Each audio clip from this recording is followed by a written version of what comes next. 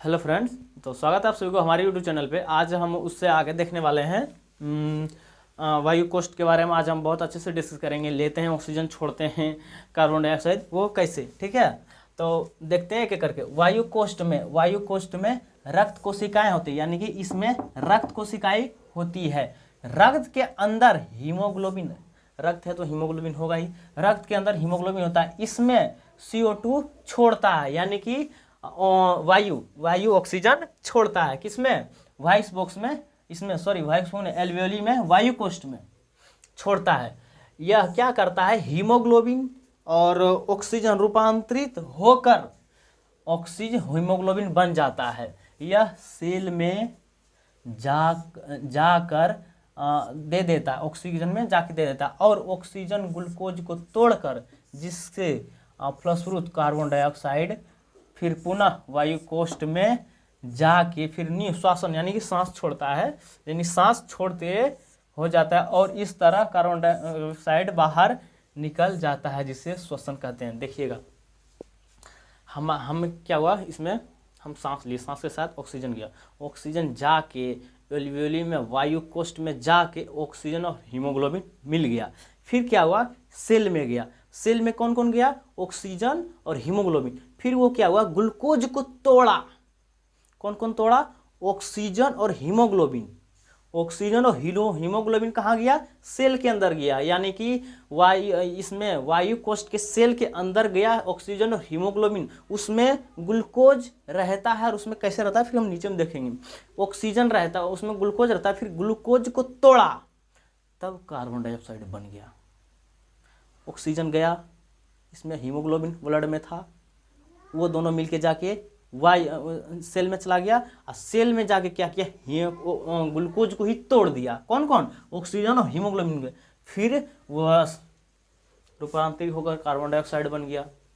फिर क्या हुआ? कार्बन डाइऑक्साइड बन के, फिर कार्बन डाइऑक्साइड फिर बन के बॉक्स में आ गया।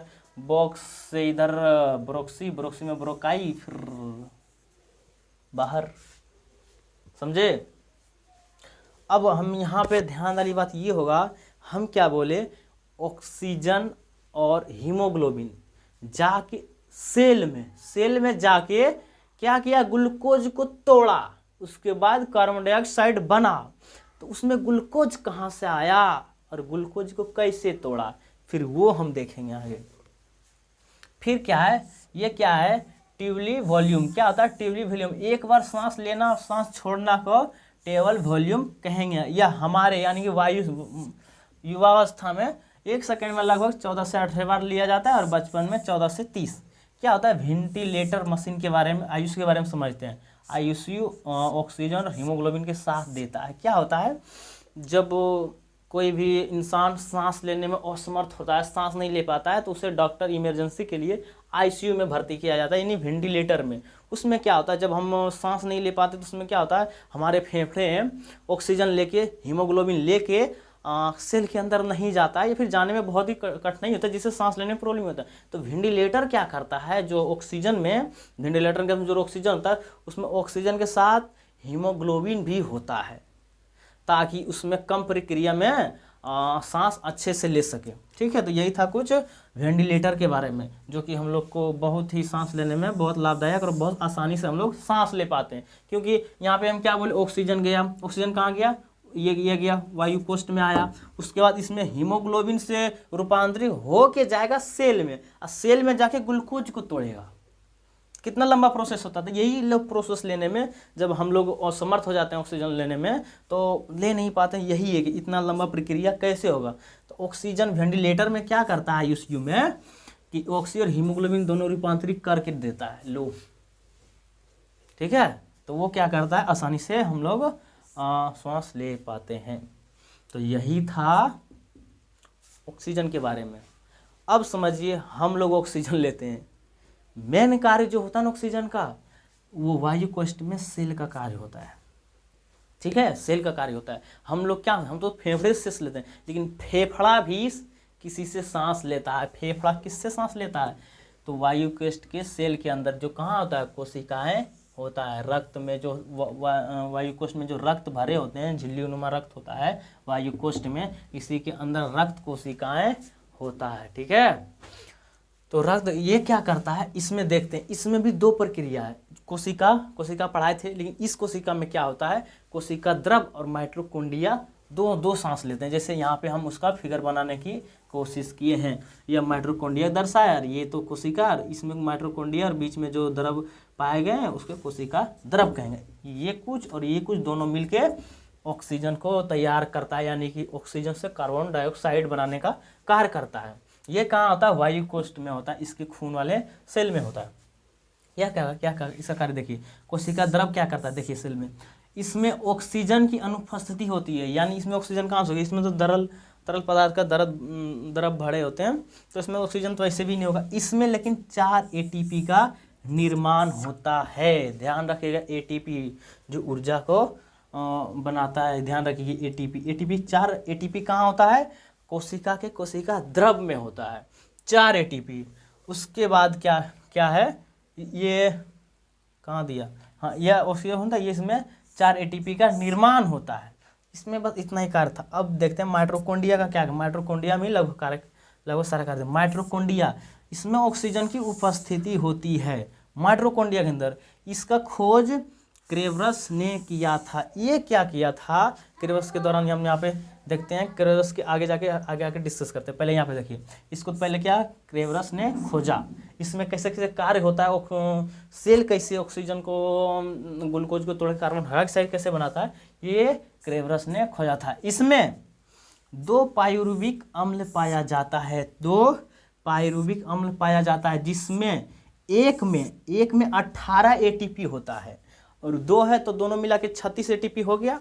ठीक है, 18 ATP और 2 मिला के 36 ATP बन गया, यानी कि ATP कितना है माइटोकॉन्ड्रिया में, 36 ATP, और कोशिका द्रव में 2 ATP हम यहाँ पे न 4 ATP, कोशिका द्रव में 4 ATP और माइटोकॉन्ड्रिया में आ गया 36 ATP, जिसमें 2 गो पाइरुविक अम्ल, और जिसमें एक पाइरुविक अम्ल में 18 ATP होता है, और फिर एक में 18, दोनों मिला के 36 ATP बन गया। ठीक है, कोशिका द्रव।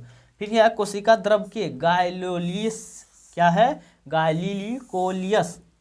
गाइलिकोसियस के दौरान हमें 2 ATP मिलता है।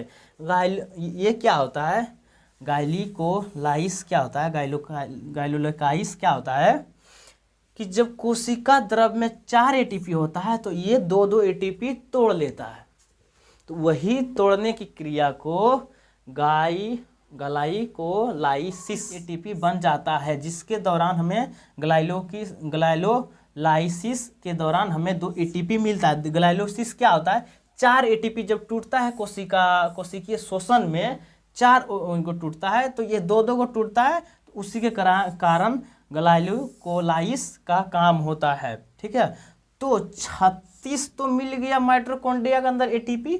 फिर क्या हुआ, कोशिका तरफ से ग्लाइकोलाइसिस जब का काम हुआ था, ग्लाइकोलाइसिस का काम हुआ था, तो 2 और 36 मिला के 38 ATP बना था। ठीक है, तो यह क्या हुआ, ग्लूकोज का निर्माण हो गया।